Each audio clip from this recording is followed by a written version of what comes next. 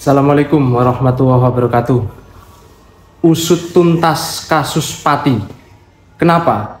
Ini sudah menyebar kemana-mana, menimbulkan gejolak masyarakat.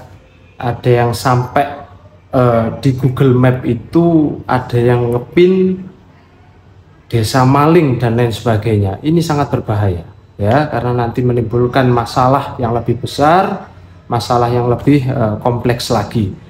Untuk Bapak Kepolisian, kasus ini memang harus dituntaskan, ya.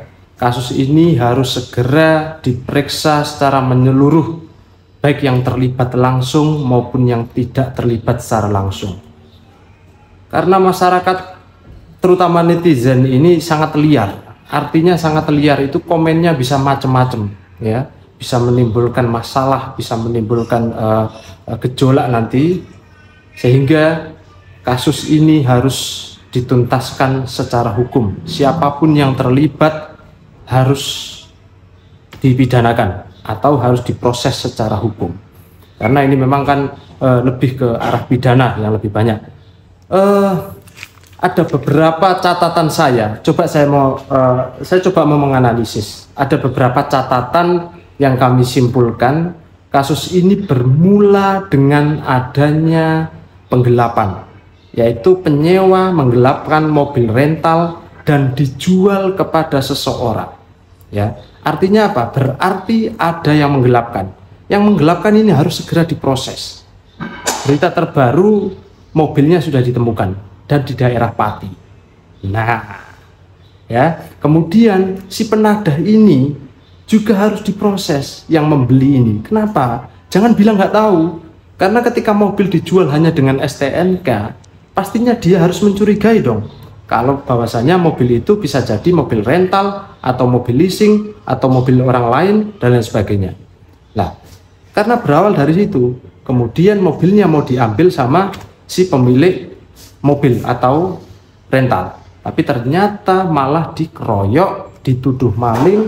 Akhirnya ada tindakan pidana lagi yang namanya pengeroyokan atau penganiayaan berat yang menimbulkan kematian seseorang.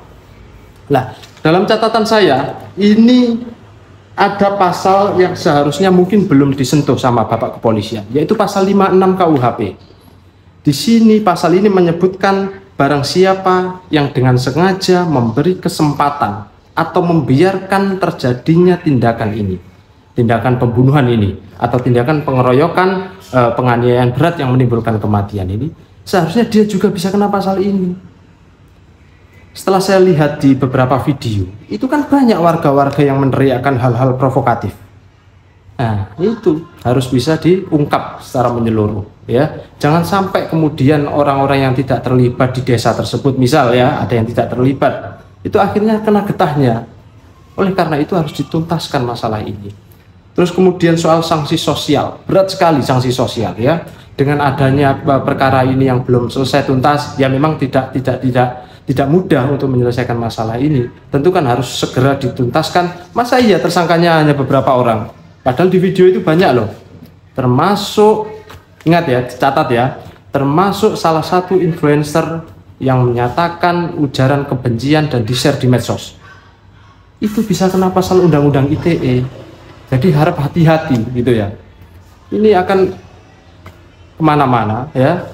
Dan ini akan menimbulkan presiden buruk, ya, terhadap penindakan hukum di Indonesia kalau ini tidak diselesaikan secara tuntas. Mulai dari pasal penggelapan dari awal kejahatannya ini, kemudian penadahnya siapa, ya, orang desa tersebut atau siapa. Terus kemudian dari pasal 56, orang-orang yang membantu kejahatan tersebut, apakah terlibat dalam penadahan itu, ya toh, ataukah terlibat dalam pengeroyokan itu. Dan kemudian pasal-pasal yang mengungkapkan tentang ujaran kebencian, mengeser-ngeser, memberikan berita-berita palsu atau menyebarkan berita palsu, itu harus diungkap semuanya supaya penegakan hukum ini secara baik. Itu mungkin itu pesan dari saya, atau pesan atau analis. Yang jelas ini tugas berat dari kepolisian supaya mengungkap kasus ini secara menyeluruh dan tuntas. Terima kasih telah menyimak. Sampai ketemu.